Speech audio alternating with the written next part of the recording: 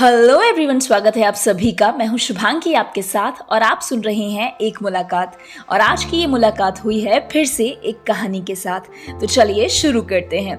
आज की कहानी है एक सज्जन व्यक्ति के बारे में जो सुबह सवेरे उठता है, साफ कपड़े पहनकर अपने नित्य की दिनचर्या के अनुसार पूरे भक्ति भाव के साथ मंदिर की तरफ चल देता है ताकि प्रभु के दर्शन का आनंद प्राप्त कर सके। वह प्रभु के विचारों में इतना लीन था कि चलते चलते रास्ते में ठोकर खाकर गिर पड़ता है, लेकिन कीचड़ में भी कपड़े सन जाते हैं। लेकिन सोचता है कि कोई बात नहीं, हो सकता है कि पिछले जन्म में मैंने कोई पाप किया हो और उस पाप की सजा मुझे मिल गई। ये बात सोचकर वो वापस घर आता है और कपड़े बदलकर फिर से मंदिर के लिए रवाना हो जाता है। परंतु ठीक उसी जगह फिर से ठोकर खाकर गिर पड़ता है, परंतु कोई चोट नहीं आती है। इसीलिए प्रभु का धन्यवाद करता हुआ वापस घर आता है और कपड़े बदल देता है। भक्ति भाव इतना अधिक होता है उसका कि वो बिना विश्राम किए सूर्यदेव के ढलने के बाद भी मंदिर जाता है और मंदिर की तरफ रवाना होता चला जाता है। उस जमाने में कच्ची पगडंडियां होती थी और रोशनी का कोई प्रबंध नहीं होता था। अंधेरा बढ़ता जा रहा था। तब तीसरी बार उसी जगह पर पहुंचा तो वो क्या देखता है कि एक देव पुरुष चिराग हाथ में लिए खड़ा हुआ है और उस सज्जन व्यक्ति को अपने पीछे पीछे चलने के लिए कह रहा है। इस तरह वो पुरुष उसे मंदिर के दरवाजे तक ले आया। पहले वाले व्यक्ति ने उससे कहा, आप भी अंदर आकर दर्शन कर लें, भगवान प्रसन्न होंगे।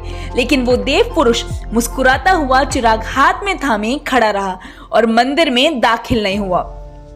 2-3 बार कहने पर जब वह अंदर नहीं आया तो उसने पूछा, आप मंदिर में क्यों नहीं आ रहे हैं, क्या विचार है आपका?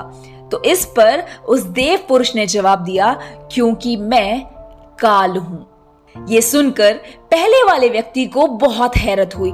उसके हैरत का तो ठिकाना ही नहीं था।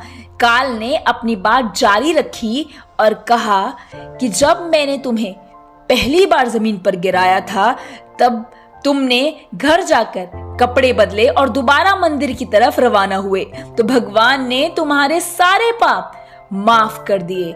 और जब मैंने तुम्हें दूसरी बार गिराया और फिर भी तुमने घर जाकर कपड़े बदले और भगवान के दर्शन के लिए चल दिए, तब दोबारा भगवान ने तुम्हारे पूरे परिवार के पाप माफ कर दिए। और मैं सच में डर गया कि अब की बार अगर मैंने तुम्हें गिराया ना तो शायद इस बार कपड़े बदलकर तुम तीसरी बार भी चल दोगे, लेकिन मुझे भगवान से दंड की प्राप्ति करनी पड़ेगी।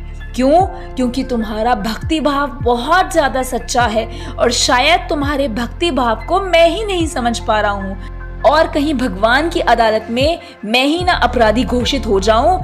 इस डर से मैंने आपको राह दिखाई है और मैं यहाँ तक आपको लेकर आया हूँ। ये बात सुनकर वो आदमी बहुत प्रसन्न होता है और फिर वो भगवान को धन्यवाद करता है कि हे भगवान, मैंने जो भी बुरे कर्म किए हैं उसे क्षमा करो और मैं कोशिश करूँगा कि अब से जो भी हुआ वो हो गया, आगे ऐसा कुछ भी ना हो।